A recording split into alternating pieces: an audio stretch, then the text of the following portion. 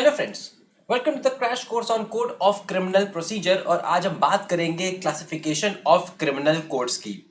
ये वीडियो का second part है। इसका हमने पहला पार्ट पहले बना चुके हैं, जिसमें हमने सुप्रीम कोर्ट और हाई कोर्ट और कोर्ट ऑफ सेशन की बात की थी कि ये कैसे कोर्ट क्रिमिनल कोर्ट की तरह काम करते हैं। ठीक है, इसके बाद आज हम बात करेंगे जुडिशियल मजिस्ट्रेट के कोर्ट्स की, मेट्रोपॉलिटन मजिस्ट्रेट्स की और एग्जीक्यूटिव मजिस्ट्रेट्स की। ठीक है, इसके पहले हम एविडेंस एक्ट को पूरा कवर कर चुके हैं हमारे चैनल पर। वो सारे वीडियोस आपको मिल जाएंगे, आप उनको जाके देख सकते हैं। साथ ही में अगर आपको लेक्चर के नोट्स चाहिए तो हमारा एक टेलीग्राम चैनल है फैक्टम प्रोबेंडम के नाम से, आप वहां जाके इस लेक्चर के नोट्स डाउनलोड कर सकते हैं।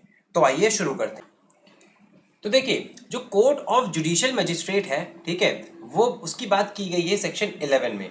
सेक्शन 11 हमारा कहता है कि state government after consultation with high court shall establish any number of courts of judicial magistrate first class and second class as required in every district. मतलब हर डिस्ट्रिक्ट में जो हमारा स्टेट गवर्नमेंट है वो हाई कोर्ट से consultation के बाद कौन से कोर्ट्स बनाएगा? JMFC के कोड बनाएगा और JMSC के कोड बनाएगा। कहां? इन एवरी डिस्ट्रिक्ट। कहां बनाएगा? एवरी डिस्ट्रिक्ट में। और इस कोर्ट में जितने भी प्रिसाइडिंग ऑफिसर्स होंगे वो उसको कौन अपॉइंट करेगा? उसको अपॉइंट करेगा हमारा हाई कोर्ट। ओके, उसके बाद हमारा सेक्शन 12 है, ये बात करता है चीफ जुडिशियल मजिस्ट्रेट्स की और एडिशनल चीफ जुडिशियल मजिस्ट्रेट्स की।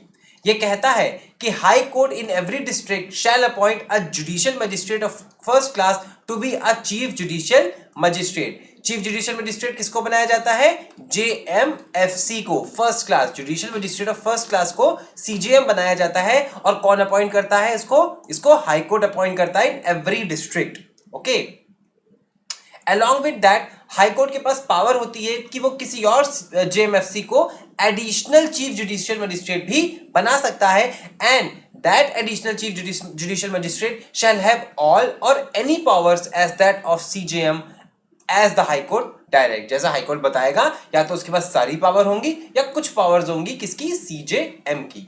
Now along with CJM and additional CJM, high court in any sub division, किसी भी सब डिवीजन में वो judicial magistrate of first class को क्या बना सकता है? सब डिविजनल मजिस्ट्रेट भी बना सकता है। Okay, he will act under the control of CJM, वो CJM के कंट्रोल में रहेगा।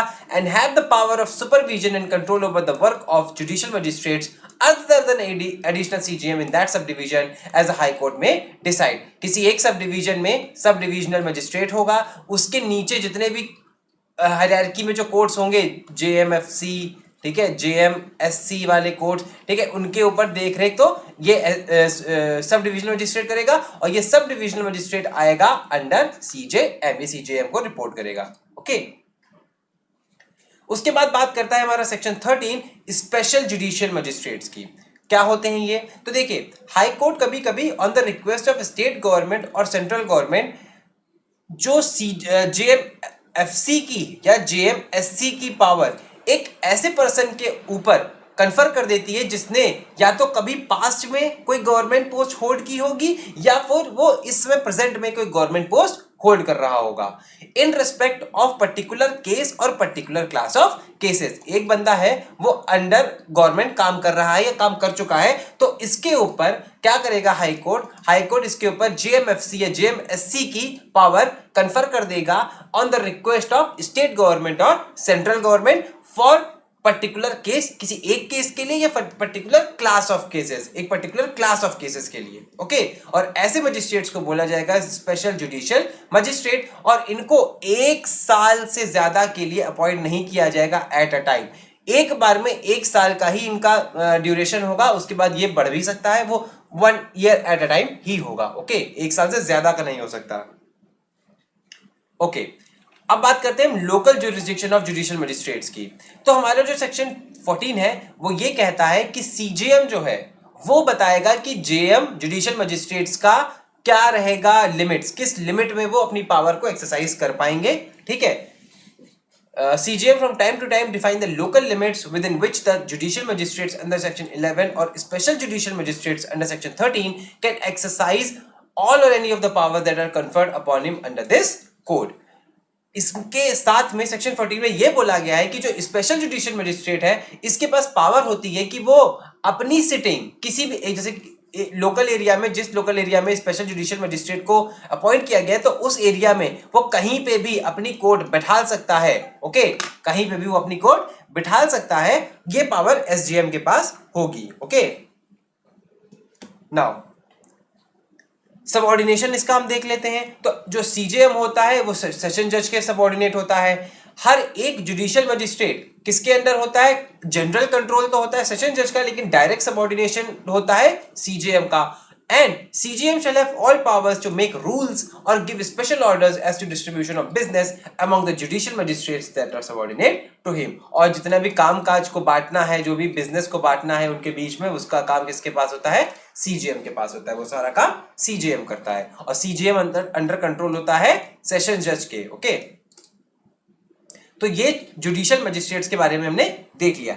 अब हम बात करते हैं मेट्रोपॉलिटन एरियाज की। ठीक है, देखिए जो हमारा सेक्शन 8 है वो डिफाइन करता है कि मेट्रोपॉलिटन एरिया किसे कहेंगे। इस एक्ट के पर्पसेस के लिए मेट्रोपॉलिटन एरिया कौन सा एरिया होगा? तो any town which has a population of over 1 million, 10 lakh से ऊपर की अगर पॉपुलेशन है, ठीक है, 10 लाख से ऊपर की अगर पॉपुलेशन है तो उस एरिया को बोल दिया जाएगा मेट्रोपॉलिटन एरिया। ठीक है, if in any case population of any metropolitan area falls below 1 million, अगर किसी केस में वो पॉपुलेशन 1 मिलियन से नीचे हो जाती है तो स्टेट गवर्नमेंट जो है वो नोटिफिकेशन जारी कर देगा और उस डेट से वो एरिया मेट्रोपॉलिटन एरिया नहीं कहलाएगा। लेकिन अगर कोई केस पेंडिंग है उस एरिया में, ठीक है, तो वो उस केस के लिए अभी भी मेट्रोपॉलिटन ही एरिया होगा, लेकिन जो नए केसेस आ रहे होंगे उसके लिए वो मेट्रोपॉलिटन एरिया नहीं होगा। ओके, तो ये सब डिफाइंड कहां है? ये डिफिनेशन दी हुई है सेक्शन 8 में। लेकिन जो कोर्ट ऑफ मेट्रोपॉलिटन मजिस्ट्रेट है इसकी बात की गई है सेक्शन 16 में। सेक्शन 16 कहता है कि state government again after the consultation of with high court, high court से कंसल्टेशन के बाद हर एक मेट्रोपॉलिटन एरिया में एक मेट्रोपॉलिटन मजिस्ट्रेट का कोर्ट बनाएगा या फिर उस नंबर के मेट्रोपॉलिटन मजिस्ट्रेट की कोर्ट बनेंगे जितने रिक्वायर्ड होंगे। Shall establish in every metropolitan area any number of courts of MM that are required. Now इसके भी जो प्रिसाइडिंग ऑफिसर्स होंगे वो कौन अपॉइंट करेगा? हाई कोर्ट अपॉइंट करता है। ठीक है, इसके बाद जो हमारा सेक्शन 17 है ये बात करता है about establishment of court of chief metropolitan magistrates and additional chief metropolitan magistrates. तो हाई कोर्ट हर एरिया में एक MM को CMM भी बना सकता है और MM को एडिशनल CMM भी बना सकता है अपने लोकल जुरिस्डिक्शन में। और एडिशनल जो CMM होता है उसके पास या तो सारी पावर होंगी CMM की या फिर कुछ पावर होंगी CMM की। ऐसा वो वाली पावर होंगी जो हाईकोर्ट उसको बताएगा। सेक्शन 18 जो है वो बात करता है स्पेशल मेट्रोपॉलिटन मजिस्ट्रेट की। ओके, अगेन वही बात कि हाई कोर्ट जो है on the request of state government may confer upon any person who holds or has held any post under the government all or any powers of MM in respect to the particular case or particular classes of cases। Same जैसा कि judicial magistrate के case में था। ऐसे person को क्या बोला जाएगा? Special judicial magistrate. और अगेन ये भी 1 साल से ज्यादा के लिए एट अ टाइम अपॉइंट नहीं किया जाएगा। Okay, High Court or the state government as the case may be empower any special MM to exercise in any local area outside the metropolitan area the powers of JMFC। अब ये एक नई बात है कि एक जो स्पेशल MM है हमारा स्पेशल मेट्रोपॉलिटन मजिस्ट्रेट है उसको ये पावर मिल सकती है कि वो जब अपने एरिया के बाहर अपना जुरिस्डिक्शन एक्सरसाइज करेगा तो वो स्पेशल MM की जगह कैसे एक्सरसाइज करेगा? JMFC की तरह करेगा। ओके, मे एम्पावर कर सकता है high court any special MM to exercise in any local area outside the metropolitan area the powers of a JMFC की पावर को एक्सरसाइज कर सकता है। ओके, उसके बाद हम आते हैं सेक्शन 19 पे। सेक्शन 19 बात करता है सबऑर्डिनेशन ऑफ मेट्रोपॉलिटन मजिस्ट्रेट की और ये कहता है कि every CMM and every additional CMM shall be subordinate to the session जज। जो CMM होता है और एडिशनल CMM होता है वो सबऑर्डिनेट होता है सेशन जज के और बाकी सारे जो मेट्रोपॉलिटन मजिस्ट्रेट्स होते हैं subject to the general control of the session जज will be subordinate to chief metropolitan magistrate. Okay, अब हम बात करते हैं कोर्ट ऑफ एग्जीक्यूटिव मजिस्ट्रेट्स की। हमने अभी तक बात कर ली है कोर्ट ऑफ जुडिशियल मजिस्ट्रेट्स की और कोर्ट ऑफ मेट्रोपॉलिटन मजिस्ट्रेट्स की। अब हम बात करेंगे कोर्ट ऑफ एग्जीक्यूटिव मजिस्ट्रेट। तो हमारा जो सेक्शन 20 है ये कहता है कि state government shall appoint in every district and in every metropolitan area as many person as it thinks to be executive magistrate. अब यहाँ पे स्टेट गवर्नमेंट जो है वो हर डिस्ट्रिक्ट और हर मेट्रोपॉलिटन एरिया में जितने चाहेगी उतने एग्जीक्यूटिव मजिस्ट्रेट्स को अपॉइंट कर सकती है। उनमें से जो एक होगा उसको बोला जाएगा डिस्ट्रिक्ट मजिस्ट्रेट, ठीक है। और state government can appoint executive magistrate to be additional district magistrate also. DM के साथ साथ एडीएम भी अपॉइंट किया जा सकता है by state government. Also state government may place an executive magistrate in charge of a sub division. एक executive magistrate को किसी सब डिवीजन का भी चार्ज दे सकते हैं और उसको बोला जाएगा सब डिविजनल मजिस्ट्रेट। इसको हम क्या बोलेंगे? Sub divisional executive magistrate. इसके अलावा state government if it thinks necessary can delegate the power of an executive magistrate on a commissioner of police too। ये इंपॉर्टेंट है, ये सवाल कभी कभी प्रीलिम्स में डायरेक्ट पूछ लिया जाता है कि जो एग्जीक्यूटिव मजिस्ट्रेट की पावर है वो कमिश्नर ऑफ पुलिस के ऊपर भी दी जा सकती है। इसको रोकने के लिए कोई भी ऐसा प्राविधान नहीं है कि स्टेट गवर्नमेंट ऐसा नहीं कर सकती है। अब उसके बाद जो सेक्शन 21 है हमारा, वो ये कहता है कि state government can appoint an executive magistrate to be a special executive magistrate for particular areas और फॉर पर्टिकुलर फंक्शंस। किसी भी एग्जीक्यूटिव मजिस्ट्रेट को as a special executive magistrate भी अपॉइंट किया जा सकता है फॉर पर्टिकुलर एरियाज और फॉर पर्टिकुलर फंक्शंस। ओके, इसके बाद हम देख लेते हैं local jurisdiction of EM code. Executive magistrates का लोकल जुरिसडिक्शन क्या होता है?